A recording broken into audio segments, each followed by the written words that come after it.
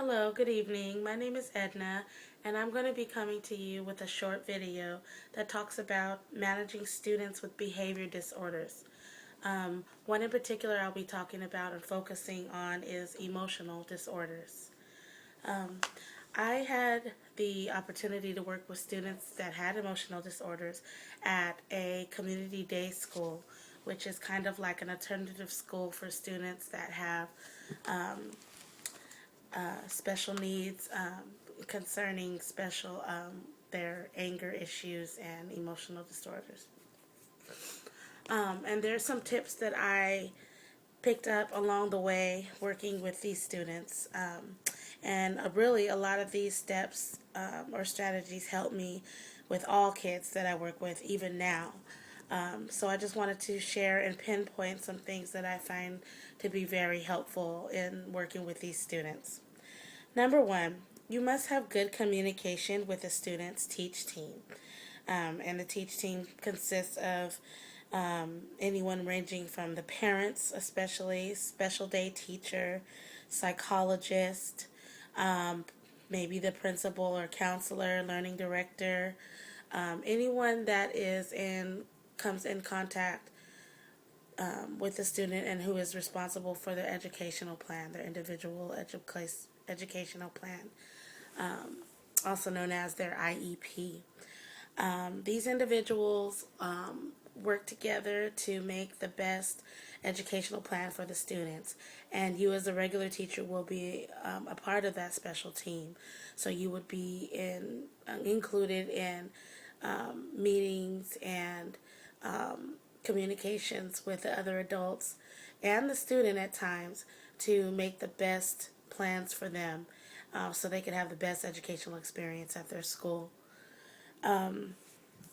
So I can't stress enough how important that is to be in good communication with the parents and have a good communication as far as dialogue and communication every single day with the students, how they're doing, what they're having trouble with, how can we improve those things.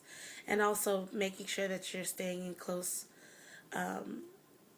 contact with the IEP and reviewing it and seeing where they are as far as percentages and how close they are to reaching goals and so forth.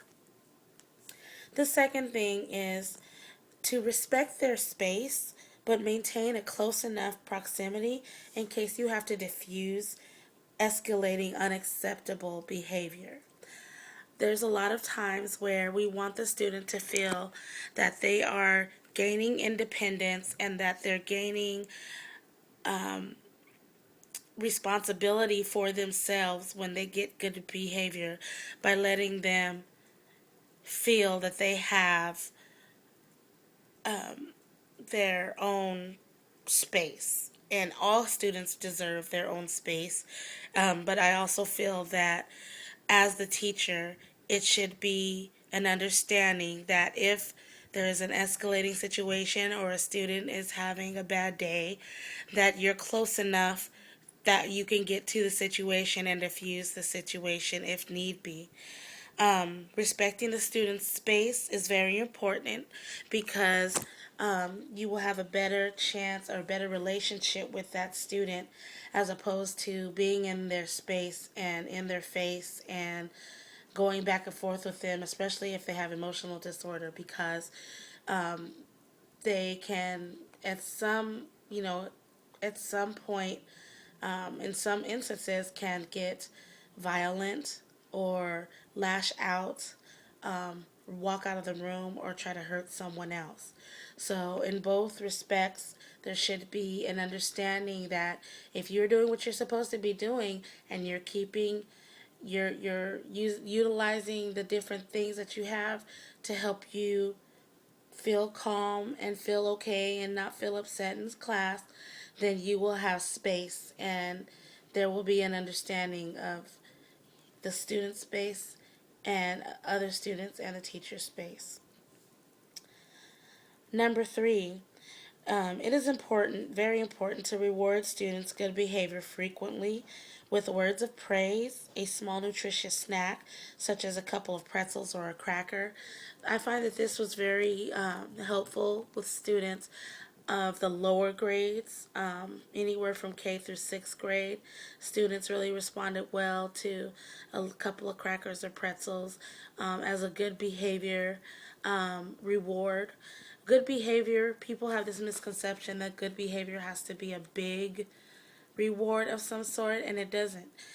Throughout the day, we have to reward the little things in order for long-term process to, hopefully, depending on the student, it will cause for the student to have longer term or longer periods of successful behavior. And so we want to reward ever so often throughout the day the student with words of praise, like I said, a small nutritious snack or a sticker chart, something so the student will be encouraged to continue that behavior. And those are all positive things, and that's what we want to do for these kids. So rewarding the students for their good behavior frequently is very important, as well as being consistent with the students. That is very important and crucial. If the students know what to expect from you, then they know that now their job is a little bit easier as far as knowing what to expect from their teacher. They won't have to focus on not knowing what to expect from you because you're going to be consistent in your teachings and your consequences and so forth. And the students will be able to trust you, and then they can continue to work on themselves. And that's very important.